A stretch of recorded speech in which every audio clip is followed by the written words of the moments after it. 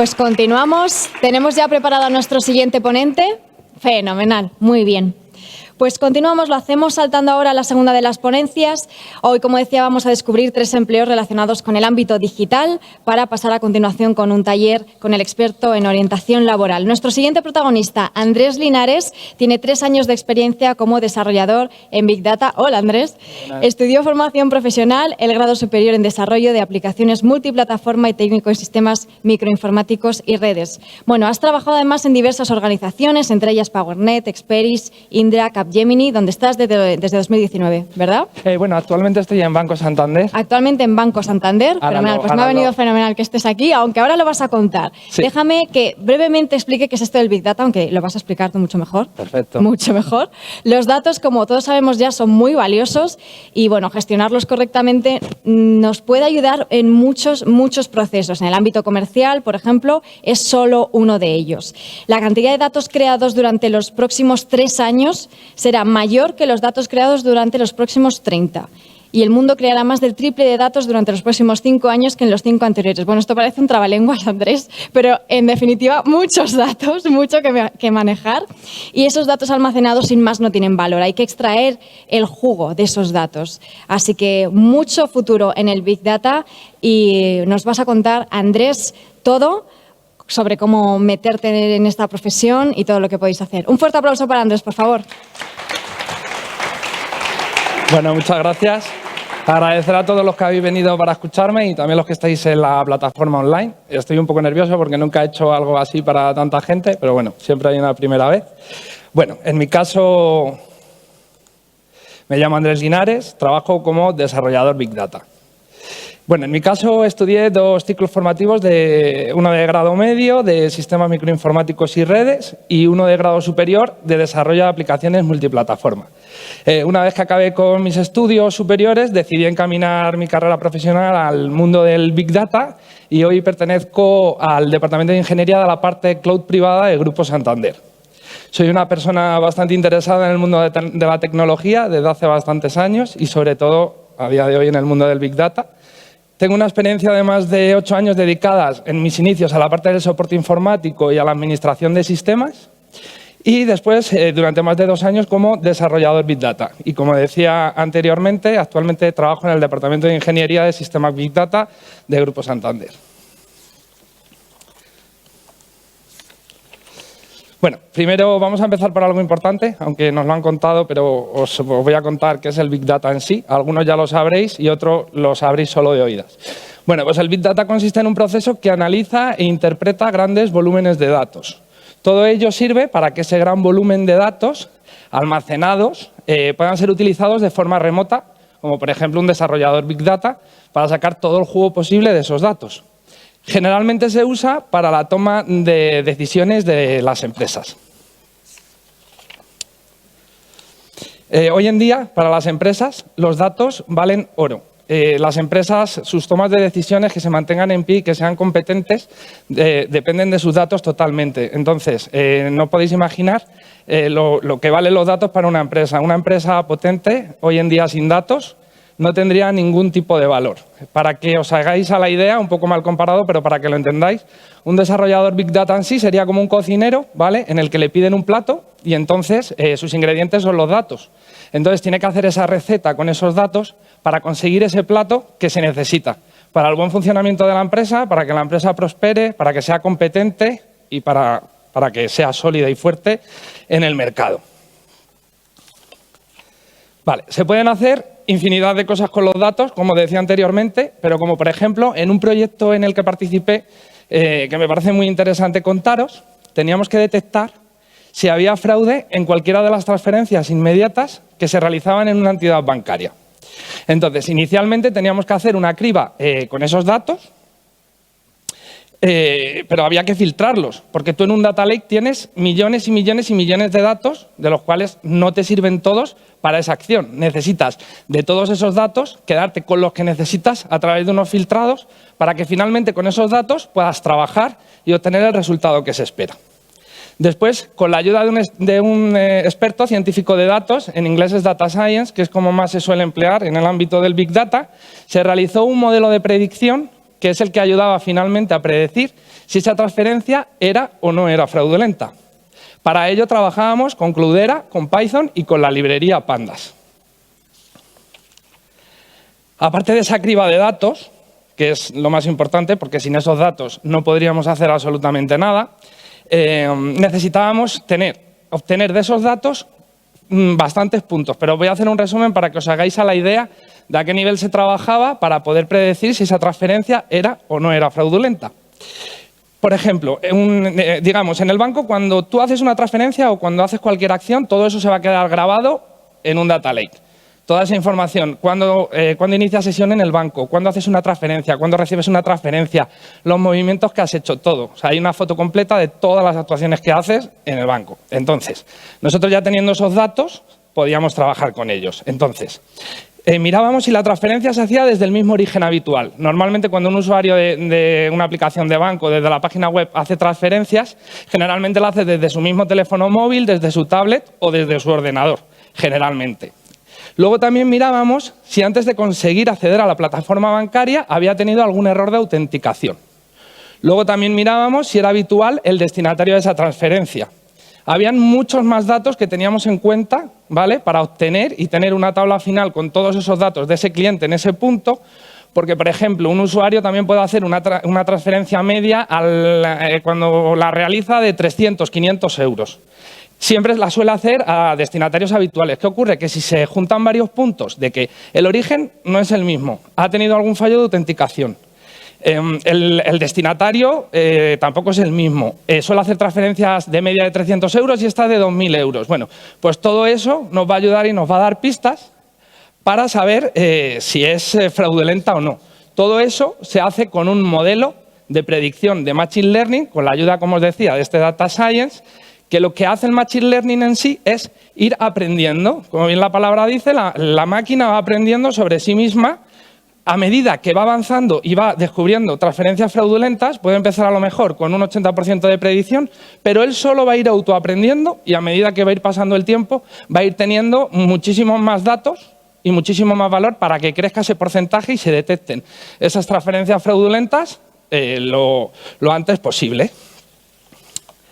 Bueno, os he hablado de Data Lake. Vamos a empezar por asentar ese concepto clave de qué es un Data Lake. Vale, pues un Data Lake es un repositorio de almacenamiento centralizado que contiene Big Data. Big Data, un gran volumen de datos, como hemos indicado anteriormente, que esos datos provienen de varias fuentes y que son muy enriquecedores para cualquier empresa. Dichos datos están en bruto y tendrán 3 posibles tipologías. Podrán ser estructurados, semiestructurados y no estructurados. Estructurados son datos que encajan perfectamente en campos y cabeceras. Imaginémonos, por ejemplo, una hoja Excel perfectamente colocada con sus columnas y sus filas, y tú ves esos datos y te gustan y te llaman la atención porque los ves perfectamente organizados para operar sobre ellos. Eso sería datos estructurados. Luego tenemos los semiestructurados, que no están estructurados por columnas y celdas, pero sí tienen una separación, como por ejemplo por punto y coma, dato, punto y coma, dato, punto y coma. Eso, por ejemplo, se guardaría en un fichero y tiene el mismo valor y también se almacenaría en ese data lake. Y luego, por otro lado, como comentaba, tenemos los datos no estructurados. Los datos no estructurados es un conglomerado de datos masivo y desorganizado que tienen un valor porque es dato, pero que hay que hacer un gran trabajo para conseguir que todos esos tengan un formato correcto para poder trabajar y sacar todo el máximo rendimiento posible de todos esos datos. La adquisición de estos datos pueden provenir de sistemas como CRMs, que son sistemas de gestiones de clientes, ERPs, sistemas de gestión de recursos empresariales, como puede ser SAP. No sé si alguien de los que me estáis oyendo conoce SAP, pero bueno, SAP puede ser una buena herramienta que es de gestión de empresa y que luego esos datos se van a volcar al Data Lake, siempre en fase final, para tenerlo ahí todo almacenado y poder trabajar con ello. También pueden provenir de fuentes externas, como equipos conectados al Internet de las cosas, redes sociales, APIs de infinidad de sitios. Pero generalmente las empresas tienen sus datos, que son los que les importan, sus clientes, sus proveedores, sus facturas, sus ventas, sus pedidos, su stock. Todo lo que os podéis imaginar lo tienen almacenado en sus data lake. La capacidad de ese data lake puede variar en función de la necesidad del cliente, pero normalmente hablamos que va a contener terabytes. Un terabyte equivale a 1000 gigas. ¿vale? Entonces, para que nos hagamos a la idea, un teléfono móvil de gama media tiene unos 64 gigas de almacenamiento. Sé que hay móviles de alto prestigio que tienen mucho más. Gama media, 64 gigabytes de almacenamiento total para el teléfono. En este caso, un data lake de 10 terabytes, imaginémonos, tendrá solo de datos el equivalente a lo que son 150 teléfonos móviles, para que nos hagamos a la idea del volumen de datos que puede llegar a contener un data lake. Esto hablando en uno de 10 terabytes, pero hay empresas que son mucho más grandes y necesitan mucho más, o hay empresas que son más pequeñas y necesitan mucho menos. Pero para los desarrolladores Big Data lo importante es que ahí dentro haya datos para que nos puedan pedir trabajo y poder dar esa respuesta al trabajo que nos solicitan. Os preguntaréis cómo se obtiene la información de ese data lake. Vale. Pues en este proceso, ¿vale? se formularán las consultas pertinentes al data lake para poder extraer solo de esos millones de datos que hay, justo los que necesitamos. En el ejemplo de la imagen, como podéis ver, tenemos un ejemplo de una consulta, una sentencia de una query a una consulta al data lake que está en lenguaje SQL. Esta es la manera que tendremos de comunicarnos con el data lake. Con el select seleccionaríamos, le estamos diciendo que queremos seleccionar un dato. Con el asterisco estamos seleccionando todas las columnas, porque tenemos que tener en cuenta que cuando los datos están organizados y clasificados, que es como de verdad se puede trabajar con ellos, están en tablas organizados dentro de ese data lake. Por ejemplo, podemos tener la tabla clientes. La tabla clientes va a disponer de diferentes columnas, que sea nombre, apellidos, DNI, dirección, teléfono, edad, los datos que requiera la empresa de ese cliente almacenados en esa tabla. Luego se le puede hacer un distinct para suprimir los duplicados, porque hay veces que el cliente pues, tiene a lo mejor el DNI en mayúscula y en minúscula, entonces de esta forma te es mucho más limpio poder sacar esa consulta del data lake para tener los datos mucho mejor organizados. Se le puede asignar un alias, ¿vale? a las consultas que haces para que si tienes que atacar a varias tablas, por ejemplo, pues que te sea más cómodo, ¿vale? A la hora de poner el alias. Luego from sería la tabla de la que queremos extraer esa información y el where una condición, ¿vale? Os voy a poner un ejemplo. Imaginemos que queremos sacar todos los clientes que tengo mayor de 30 años, porque la empresa va a hacer una campaña y esa campaña la quiero orientar a las personas que son mayores de 30 años, por poner un ejemplo. Habría que hacer un select asterisco que seleccioname todas las columnas from tabla, que sería la tabla clientes, where condition, edad mayor 30. Punto y coma al final, lanzando esa sentencia al data lake, nos va a devolver los datos necesarios, nos va a devolver todos los clientes de mi empresa que tienen más de 30 años. Me parece que es un mundo bastante interesante. Si alguien le pica más la curiosidad o tiene dudas, le invito de verdad, en Google, en Internet, hay infinidad de cursos, hay infinidad de tutoriales, donde es un buen punto de partida el investigar sobre todo esto, para ver si de verdad os gusta, para que veáis los resultados que se pueden obtener, porque hay plataformas, incluso gratuitas, en las que te ayudan a que tú vayas ejecutando esas queries y poder ir viendo el resultado con una base de datos de pruebas que tienen para poder realizar este tipo de consultas. Entonces, de verdad, quien tenga interés, es totalmente gratuito y en sus tiempos libres pues puede hacerlo para saber si de verdad le gusta, está motivado para pegar el salto y poder hacer un desarrollador Big Data. Vamos a profundizar también un poquito más con una necesidad que puede ocurrir en el día a día, si trabajas como desarrollador Big Data, ¿vale? Vamos a imaginar que el departamento de marketing de una empresa de supermercados necesita saber cuál de sus tiendas es la que más vende y qué producto es el que más se vende en todas sus tiendas. En este caso, tendremos que crear un proceso con tecnologías Big Data atacando a ese data lake que es el que mantiene todos estos datos. Todos estos datos, las ventas, que es lo que nos va a interesar a nosotros en este momento, pues son ingestados en los propios data lake, ¿vale? Son ingestados con una periodicidad bastante elevada. Imaginemos que cada 5 minutos tiene definido esta empresa volcar esos datos al data lake. Entonces, cada 5 minutos tenemos los datos que ya habían en el data lake más estos nuevos, ¿vale? Entonces, la tabla venta va a ir creciendo, la tabla productos va a ir disminuyendo del stock a medida que se venden, se lleva un control absoluto de cuál es la situación real ahora mismo de esa tienda en general o de lo que se quiera investigar sobre todos esos datos. De esta forma podremos crear un proceso para que diariamente se envíe un informe al departamento de marketing de esta cadena de supermercados, indicándole, por ejemplo, el top 10 de productos vendidos y el top 10 de las tiendas que más han facturado. Esto, como comentaba antes, para las empresas es vital. Saber sobre a lo mejor algún producto que han sacado ahora mismo al mercado, quieren saber si entra en ese top 10, quieren a lo mejor también pedir información sobre ese producto, en qué tienda se vende más, en qué tienda se vende menos, para investigar si ese producto ha sido una buena estrategia, haberlo metido como un nuevo producto en sus tiendas. Bueno, os preguntaréis que para ser desarrollador Big Data, ¿qué es lo que utilizo? Vale, bueno, como os podéis imaginar, utilizo un ordenador, porque si no sería imposible, en este caso portátil. Con estos tiempos de pandemia, pues hay días que tengo que teletrabajar en mi casa, entonces es mucho más cómodo un ordenador portátil, porque de esa forma te lo puedes llevar a casa, puedes ir a la oficina, incluso estando en la propia oficina, si tienes que ir a una sala de reuniones, pues te puedes llevar el ordenador portátil. No es lo mismo que si tienes un sobremesa que tiene que estar en tu puesto de trabajo y no hay manera de que lo muevas. Luego también es muy recomendable un monitor secundario, ¿vale? Por tema de organización de trabajo, porque, por ejemplo, en una pantalla puedes tener lo que es el código que estés desarrollando y luego la pantalla pequeña del portátil, el correo, el Teams, o a lo mejor estás buscando en Google algo que te hace falta, que es muy típico en desarrolladores, cuando no te sale una función, una sentencia, pues buscar en Google para que te eche un cable. Vamos, en este caso Google es muy amigo de los desarrolladores. Luego también papel y boli es principal, porque tu organización del día a día, lo mismo te piden algo, en ese momento estás ocupado. Bueno, pues yo lo que suelo hacer es que en el papel me apunto lo que necesito, lo que me han pedido, para cuando tengo un hueco poderlo realizar. Incluso también cuando estás empezando a iniciar un proyecto, ¿qué tablas necesito atacar? ¿Qué datos necesito conseguir? Bueno, pues con ese papel y con ese boli tú te vas a poder hacer una estructura para poder ir iniciando y avanzando en ese proyecto. Los ejemplos de software que utilizo en mi trabajo, ¿vale? Hay más, pero bueno, os he hecho una criba de los que me parecen más interesantes y por los que podéis empezar, ¿vale?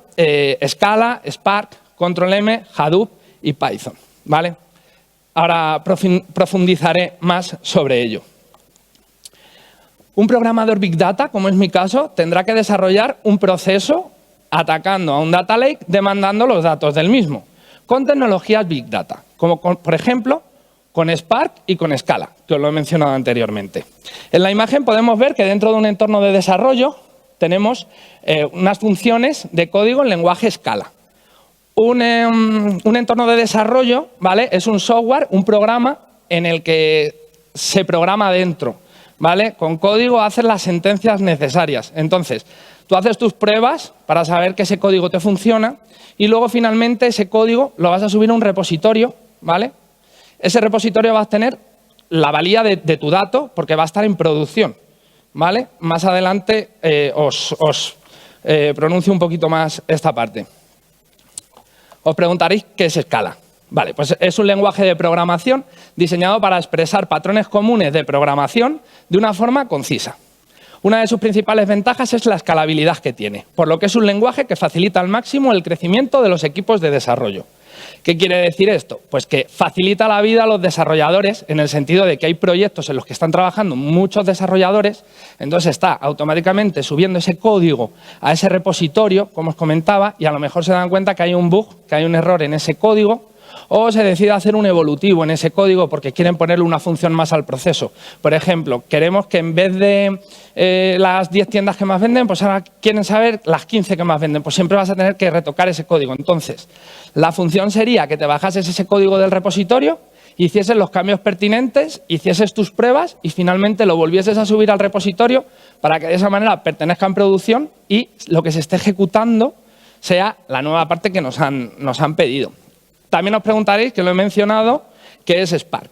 Pues Spark es un motor muy eficiente y rápido para el almacenamiento, procesamiento y análisis de grandes volúmenes de datos. Como es el Big Data, un gran volumen de datos, pues necesita un motor para tramitar ese gran volumen de datos. Es de código abierto y se encuentra gestionado por la fundación de Apache, Apache Software.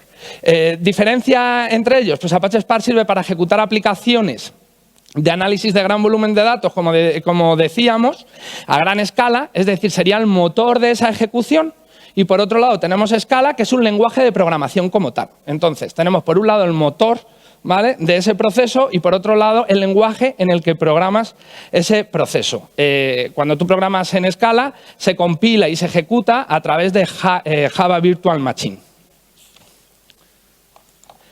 Bueno, después de haber conseguido el resultado de esos datos que nos demandaba la empresa de supermercados, a través de una tecnología de automatización, crearemos una periodicidad diaria con una hora específica, para que ese proceso entre en ejecución, extraiga ese dato y lo envíe al departamento de marketing. ¿Vale? ¿Esto qué quiere decir? Esto quiere decir que imaginemos que de lunes a viernes a las 10 de la noche se va a automatizar este proceso, que yo he subido ese código al repositorio en producción. Entonces, entra en juego un proceso de automatización sin necesidad de que una persona humana esté ejecutando ese proceso, se va a ejecutar automáticamente y le va a enviar al departamento de marketing ese reporte que necesita diario en función de la demanda que nos han pedido. Como podemos ver en la imagen, ¿vale? Esto es un ejemplo de control M. ¿Vale? Bueno, son dos en este caso, pero si nos fijamos en la parte derecha, los rojos son fallos, también para que lo vieseis. Como no me gustan los fallos, si os parece, nos centramos en el de la izquierda, que son 4 cajitas que han salido verdes, y lo que podemos ver es que cada una hace una acción. La primera cajita hace que mi proceso entre en juego. Lo que hace es que va a mi código que está subido a ese repositorio y entonces en ese momento se empieza a ejecutar la aplicación con Spark. Después, cuando hemos obtenido el dato, lo deja en una ruta de HDFS. HDFS es un sistema de ficheros que se utiliza en Big Data. Entonces ya tendríamos ese dato en ese sistema de ficheros. La tercera cajita lo que haría sería coger ese fichero y enviarlo por correo electrónico al departamento de marketing. Y la cuarta casilla me envía a mí, al equipo, un correo de verificación diciendo que al departamento de marketing le ha llegado OK ese dato que nos han pedido. Entonces, de esta forma, ¿qué quiere decir? Que una vez que un desarrollador Big Data hace su código y prepara ese proceso y lo sube, se tiene que despreocupar de estar ejecutando ese proceso, porque no tendría ningún sentido. Lo suyo es que se automatice y que todos los días a ese departamento le llegue su reporte sin necesidad de una persona humana entrando a ejecutarlo. También tenemos que entender que, ahora más adelante lo voy a explicar, esto es un clúster, entonces es muy probable que se estén a la misma hora ejecutando varios procesos. Y se van a ejecutar a la vez también sin necesidad de nadie humano. El ejemplo anterior es Control M. Control M es un programa de automatización con el que he trabajado bastante. Entonces, como dice su definición, es una solución de automatización de procesos, ¿vale? La definición es lo que os estoy contando, que tú lo dejes preparado y que no tengamos que estar los humanos ejecutando ese tipo de tareas. Siempre puede haber un fallo, como los casos en rojo de la imagen anterior. Entonces, ahí sí que nos van a avisar, nos va a llegar un correo electrónico seguramente a nuestro departamento en el que nos digan que ha fallado un job de ese proceso. Entonces, también un desarrollador Big Data, en su caso, generalmente va a tener que ver qué ha ocurrido, por qué ha fallado, si es que el proceso no se ha ejecutado, si es que el fichero a la hora de dejarlo en la ruta de HDFS ha tenido cualquier error. Entonces, también, digamos, entra esa parte de incidencia en el caso de que no haya salido correctamente y te ataña a ti ese proceso, por decirlo así.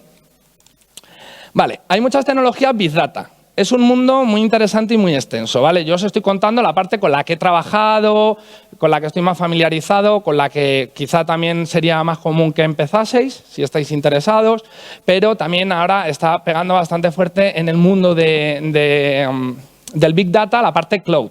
Por ejemplo, Google tiene su propio data lake en la nube, en el que tú puedes ir ingestando datos. Luego tiene una herramienta web que se llama Data Studio, en la cual puedes acceder a todos esos datos que están en la nube y trabajar con ellos. Incluso te saca gráficas. O sea, lo que consigues hacer con todo esto, ¿vale?, es que los datos te hablen. Porque tú atacando a todos esos datos, a esa data lake con esos datos, te van a salir gráficas, te van a salir círculos.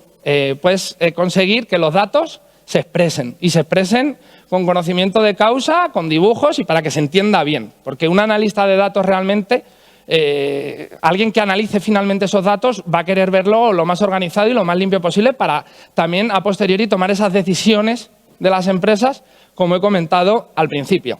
Por ejemplo, también en las tecnologías que os estaba diciendo anteriormente, también hay un lenguaje que se llama R, que es muy práctico para poder, con esos datos que ya has filtrado, poder pintarlos con gráficas y con lo que consideren oportuno para ese estudio masivo de la necesidad de esa empresa.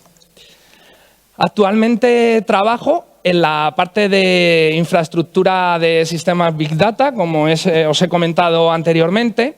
En este caso, creamos soluciones adecuadas a las necesidades del cliente, diseñamos y certificamos que el clúster donde estará alojado ese data lake del cliente sea lo que de verdad el cliente necesita.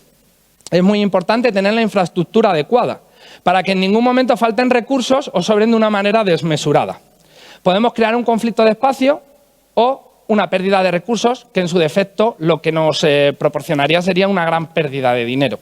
¿Por qué? Porque si alguien realmente necesita un data lake con 10 terabytes, como el ejemplo que os he puesto antes, pero solicita uno de 50 y en realidad con 10 le sobra de espacio, tenemos mucho espacio, mucho rendimiento que estamos perdiendo. Entonces eso se convierte en una pérdida de dinero. Siempre hay que ajustar, siempre hay que dejar un margen, indudablemente. También hay que valorar si va a haber un incremento muy grande de datos. Pues todo eso siempre hay que tenerlo en cuenta.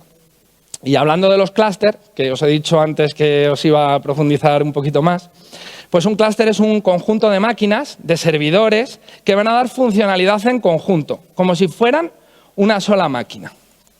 Con el clúster se consigue implementar dentro de él un data lake. Hay clústeres para todo, pero en este caso me voy a centrar lo que es en un clúster de Big Data, que es lo que he venido a hablar y lo que os interesa en este momento. En el que cada máquina tenga una función específica y de esa forma poder operar a posteriori con los datos. Digamos que en la imagen que estamos viendo, la parte azul sería la aplicación del cliente, donde un desarrollador Big Data se va a conectar para poder extraer todos esos datos. ¿Qué ocurre? Que esa aplicación de cliente está en el servidor que veis arriba instalada, pero a su vez tiene 5 servidores más que están trabajando en conjunto a ese servidor principal. Entonces, de cara al usuario, de cara al programador, pensamos que simplemente nos estamos conectando a una sola máquina, pero no es así. En realidad, tenemos muchas más máquinas que están trabajando, que contienen esos datos. Los circulitos que veis abajo pues contienen esos datos, tienen procesadores diferentes. Entonces, es una manera eficiente de que puedan trabajar bien. Generalmente trabajo con la tecnología de Big Data Cloudera para estos casos, para levantar estos data lake, para hacer estas pruebas que os comentaba anteriormente. Y os imaginé, os pensaréis os preguntaréis qué es Cloudera. Pues es la empresa de software responsable de la distribución de Hadoop. Su plataforma de Big Data se centra en proporcionar herramientas de Machine Learning, que es el proyecto que os he hablado anteriormente de detectar si una transferencia era o no era fraudulenta y en la analítica de datos. Pero, ¿qué es Hadoop? También os preguntaréis. Pues es una estructura de software para almacenar datos y ejecutar aplicaciones en clústeres, como os decía, de hardware. Proporciona almacenamiento masivo para cualquier tipo de datos y tiene una enorme capacidad de procesamiento de tareas o trabajos concurrentes. Varios trabajos al mismo tiempo. ¿Qué quiere decir esto? Que con un solo clúster nos podemos conectar varios desarrolladores, ¿vale? Entonces, cada uno está haciendo su proceso, cada uno está haciendo su trabajo y sus funciones, pero ese clúster está dando servicio a todo el mundo. Se pueden estar ejecutando al mismo tiempo diferentes procesos Big Data. Cuando entra la parte de automatización de Control M, sería exactamente lo mismo, porque es el mismo clúster el que entra en juego. Tanto lo ejecute yo para hacer pruebas, tanto sea Control M el que llama al clúster y le dice que me ejecute ese código que anteriormente el desarrollador Big Data ha subido a ese repositorio. En mi caso, ahora, como os decía, estoy trabajando en Grupo Santander, tengo un laboratorio con cientos de servidores, tanto físicos como virtuales, que los utilizo para preparar y configurar los clústeres, con el software, el hardware y el aplicativo necesario para después poder levantar un data lake, en este caso con Cloudera, y hacer las pruebas necesarias para confirmar que ese modelo seleccionado por el cliente es bueno y eficiente en función de las necesidades que nos ha pedido. Para ello, primero tendremos que hacer un primer análisis de qué infraestructura se necesita y qué prestaciones necesita esa infraestructura. Después, ¿qué software necesitamos? ¿Qué sistema operativo en función de la versión? ¿Qué actualizaciones hay que hacerle? La paquetería que debemos instalar, etcétera, etcétera. Todo lo que podáis imaginar para dejar todos esos ordenadores, servidores en este caso, preparados. Una vez tengamos todo esto, montaremos el clúster con este data lake, con Cloudera, y comenzaremos las pruebas para garantizar que, por ejemplo, esa versión con ese dimensionado de data centers es correcto el dimensionado de data centers es porque generalmente las empresas grandes lo que hacen es que tienen 2 data centers, pueden tener más, pero generalmente se tiene 2 para tener un backup, un respaldo de esos datos. Porque aunque un centro de proceso de datos, un data center, esté muy protegido, siempre puede ocurrir una catástrofe. No es lo habitual, pero siempre, como los datos os comentaba que tienen tanto valor y son tan importantes, es importante que haya también un data center de respaldo. Se puede también jugar con que el rendimiento se reparta entre 2 data centers en función de la versión que necesiten y de lo que nos exijan y nos pidan. Mi horario en este momento es de lunes a viernes y tengo un horario flexible. Suelo trabajar de 9 a 6 y cuarto aproximadamente y los viernes intento salir a las 3. Salvo que haya algún problema, que se haya roto algo, que no suele ser lo habitual porque trabajamos muy bien y haya que quedarse un poco más, pero en principio a las 3 los viernes intento ya desconectar para el lunes empezar con las pilas cargadas y con fuerza para seguir continuando con el trabajo. Trabajo en la ciudad financiera de Banco Santander, que está situada en Boadilla del Monte. No sé si habéis pasado alguna vez por allí y lo habéis visto. Me parece que es espectacular las oficinas que tienen montadas. Yo cuando llegué allí me quedé alucinado de la cantidad de gente que podemos trabajar allí, la cantidad de edificios, la cantidad de puestos de trabajo que se genera. Es algo totalmente asombroso, de verdad. También os preguntaréis dónde me formé para trabajar en esto. Bueno, pues en mi caso, como os comenté al principio, hice en primer lugar una formación profesional de ciclo formativo de grado medio, de sistemas microinformáticos y redes, y lo realicé en el Instituto de Educación Secundaria Virgen de la Paz, que está situado en Alcobendas, aquí en Madrid. Y luego, por otro lado, hice la formación profesional de grado superior de desarrollo de aplicaciones multiplataforma en el Centro de Estudios Superiores Fuencarral, en el barrio de Fuencarral, como su nombre indica, también aquí en Madrid. Para trabajar en el mundo de Big Data, los que estéis interesados, vendría bien disponer de alguna titulación superior en informática, una carrera con ingeniería informática, de física o de matemáticas. Complementado preferiblemente, hay muchas empresas que lo demandan para iniciar, con un máster de Big Data. Yo os recomiendo a los que estéis interesados estos 2 máster que os dejo en esta PPT para que le echéis un vistazo. Hay muchísimos más, pero en principio estos 2 me parecen los más interesantes. Entonces, de verdad, los que estéis interesados, los que os ha llamado la atención, lo que os estoy contando, no perdéis tiempo en empezar a trastear, por decirlo así, en Google, a buscar más información más extensa, a hacer estas pruebas de esas consultas a estos data lake y luego, a posteriori, si estáis convencidos, que le echéis un ojo a estos máster porque me parece que son muy interesantes y que os van a aportar un gran valor. En mi caso tuve mucha suerte y me brindaron la oportunidad de empezar en el mundo de Big Data sin tener carrera, con las 2 FPs que os comentaba anteriormente. Empezando como desarrollador Big Data Junior. Es como se suele empezar aunque tengas un máster. Siempre se empieza por abajo y vas creciendo, vas aprendiendo. A medida que tú vayas aportando más valor a la empresa, vayas aprendiendo más rápido y vayas demostrando más valía, pues obviamente te irán dando más responsabilidades y podrás ir creciendo más rápido. Gracias a la oportunidad que me brindaron en esta empresa cuando terminé mi grado superior, empecé a aprender de este entorno y conseguí ir dando pasos de gigantes y creciendo rápidamente. Es un mundo que no es fácil, pero una vez te introduces y le vas cogiendo el ritmo, te va a ir gustando cada vez más y vas a ir avanzando muy rápido. Os recomiendo de verdad que los que estéis interesados lo miréis, porque además hay una empleabilidad bastante alta y los datos son el futuro para todas las empresas. Bueno, pues con esto sería todo. Muchas gracias.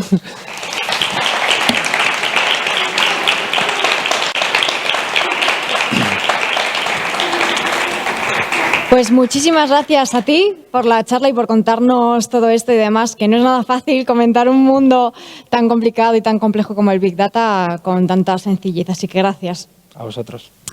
Te preguntan, ¿cuándo crees que aprendiste más, en el grado medio o en el superior? A ver, es que son 2 cosas diferentes. Aprendí mucho tanto en el grado medio como en el superior. ¿Por qué? Porque son 2 áreas diferentes. Yo la formación de grado medio es de sistemas microinformáticos y redes y no tocas nada de la parte de desarrollo y en el grado superior es de desarrollo puro. ¿Qué implica? Que bueno, porque son dentro de lo que engloba la informática 2 áreas diferentes, pero en todas las formaciones profesionales, tanto yo como la gente que conozco, se aprende muchísimo. Entonces, si alguien tenéis duda y sabéis que os gusta, os animo de verdad a que hagáis formación profesional. Las dudas siempre están, ¿verdad? Siempre. ¿Tú las tuviste al principio?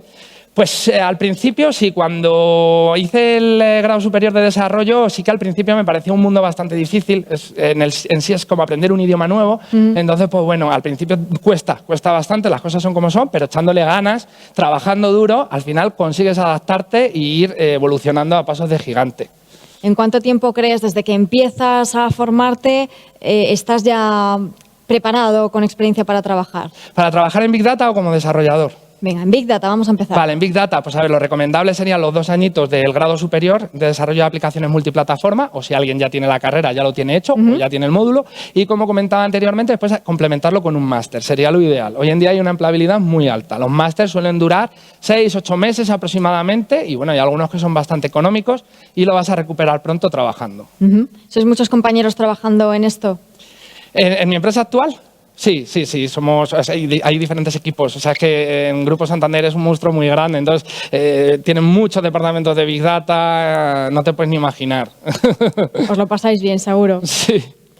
¿Crees que en el futuro se hará uso del Big Data en el sector laboral para seleccionar aptitudes cognitivas de los potenciales empleados requeridas para un cierto puesto? Sí, pero como una primera criba. Yo creo que siempre va a hacer falta tener a una persona que te analice, que vea cómo te expresas, cómo te comunicas, incluso pues que sepa que eres el candidato perfecto. Entonces sí que pueden hacer una primera criba haciéndote rellenar ciertas preguntas, que ese modelo de predicción de Machine Learning, como hablaba anteriormente, te analice si realmente eres apto o no apto. Entonces, de cara a recursos humanos, sí que le puede ser muy útil para no perder tanto tiempo en tanta entrevista, sino ir directamente a las entrevistas finales. Claro, puede ser algo complementario que ayuda también, ¿no? En estos procesos y en otros muchos. Cuéntanos un ejemplo de algún proyecto que te haya gustado de Big Data. Pues a ver, el que os he contado antes es el que más, el de la transferencia bancaria. Además fue cuando empecé a trabajar y me pareció increíble cómo podías conseguir con esos datos, con ese rastreo de los usuarios del banco, guardando toda su información ahí, que pudiésemos llegar a conseguir acabar con el fraude o por lo menos con un porcentaje muy alto de todas esas transferencias.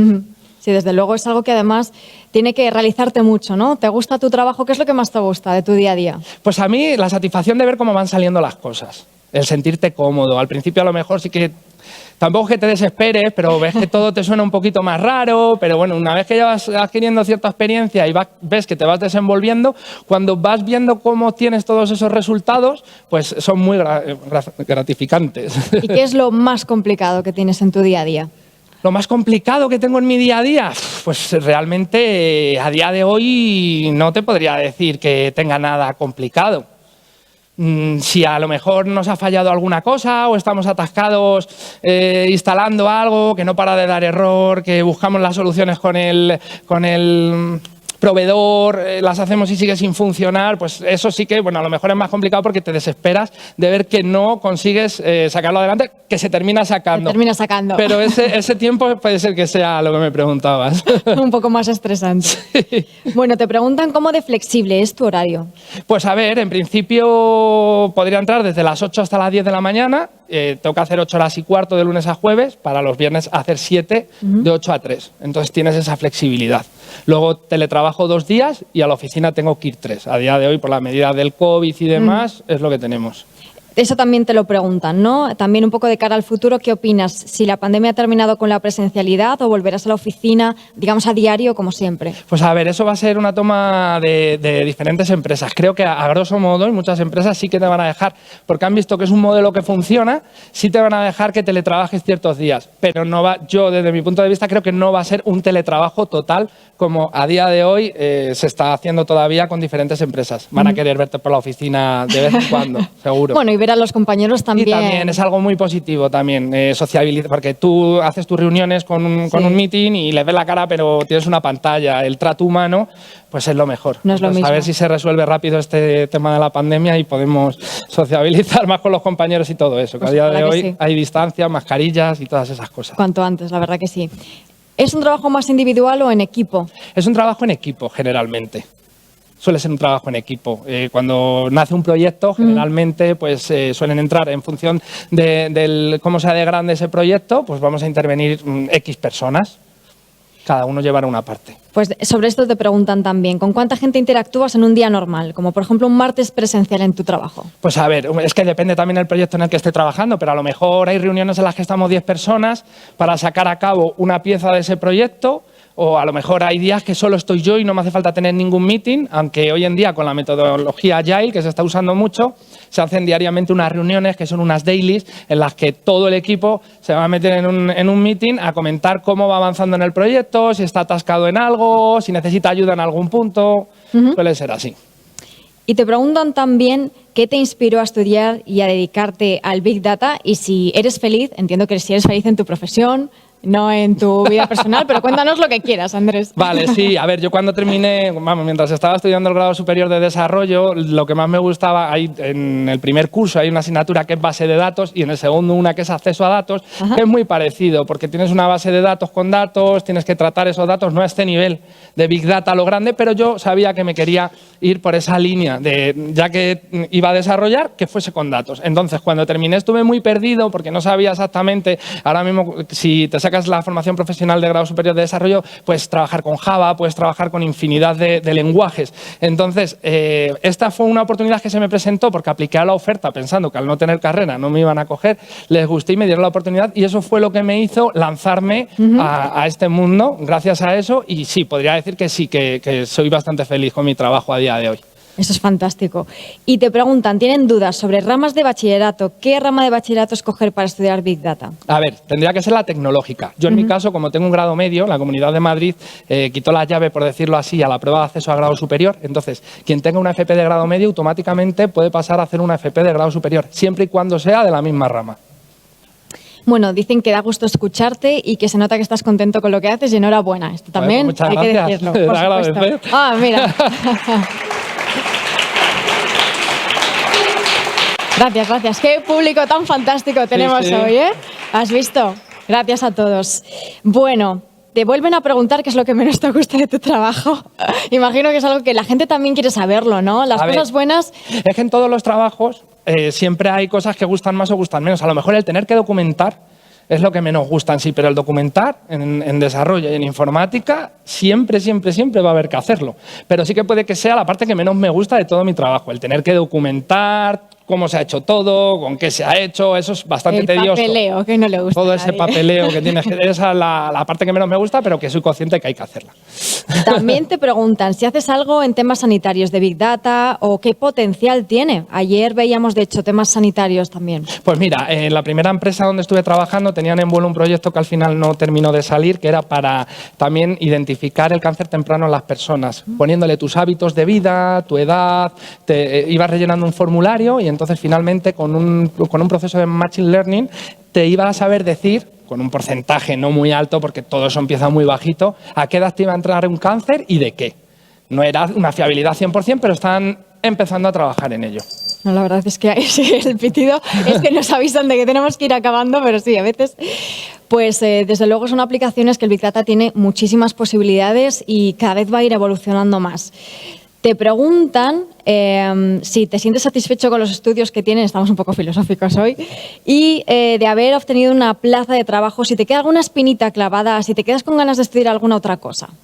Pues en principio no. En principio ahora mismo estoy muy contento con lo que estoy haciendo, estoy muy contento con los 2 ciclos formativos que he hecho. He visto cómo a lo largo de mi trayectoria profesional he ido creciendo y a día de hoy la verdad que estoy muy contento y muy cómodo con lo que estoy. También digo que no es por tirarme flores, pero tengo 30 años, todavía me queda mucha vida, nunca se sabe si el día de mañana me va a dar por orientar esto a otra cosa o hacer otra cosa, pero a día de hoy no me lo planteo. Además, en este ámbito hay mucha movilidad y mucha capacidad de reciclarse y de hacer otras cosas. Big Data, Machine Learning, en definitiva, te puedes ir evolucionando. Sí, ¿Hay algo que te guste dentro de este campo? Sí, el Machine Learning en sí, el ser científico de datos, también es algo que me llama muchísimo la atención. Pero bueno, de momento esa parte está ahí, tengo que seguir avanzando con lo que estoy ahora mismo y bueno, pues nunca se sabe si dentro de un tiempo a lo mejor surge la oportunidad de ser científico de datos. Claro que sí, pero estar centrado en lo que uno está haciendo también es muy importante. Y es lo mejor. Te preguntan si fuiste buen estudiante en la escuela. Sí, la verdad que sí. Vamos, yo creo que mis profesores siempre han tenido buenas referencias sobre mí. Bueno, te preguntan también alguna anécdota que podrías destacar durante tu etapa de trabajo en la compañía en la que estás ahora, o bueno, si quieres en otro momento. Pues a ver, es que esa pregunta es un poco así, una anécdota, no sé. Te han pillado, claro, de improviso, como tiene claro, que ser. No sé exactamente en qué una anécdota. Pues es que, pues por ejemplo, nunca había trabajado con servidores Red Hat y que ahora los manejo bastante bien, y cuando llegué pues me asusté un poco porque, claro, no me sabía desenvolver muy bien, pero poco a poco, pues enseguida poniéndome las pilas le cogí las riendas y lo saqué adelante. Pero sí que cuando llegas a un sitio nuevo y te presentan algo nuevo, pues siempre te entra cierto miedo, por decirlo así. Pero con trabajo duro se saca todo, ¿eh? Eso sí que está comprobadísimo. Eso, sin duda, con trabajo duro y con esa pasión que estáis mostrando todos aquí en este escenario y que de verdad lo transmitís. Seguro que todos los que están aquí y todos los que nos estáis viendo a través del streaming están percibiendo esa pasión que tenéis por vuestro trabajo, y en concreto tú, Andrés. Pues voy a pedir otro aplauso fuerte para Andrés. Muchas gracias. Muchas gracias. Gracias.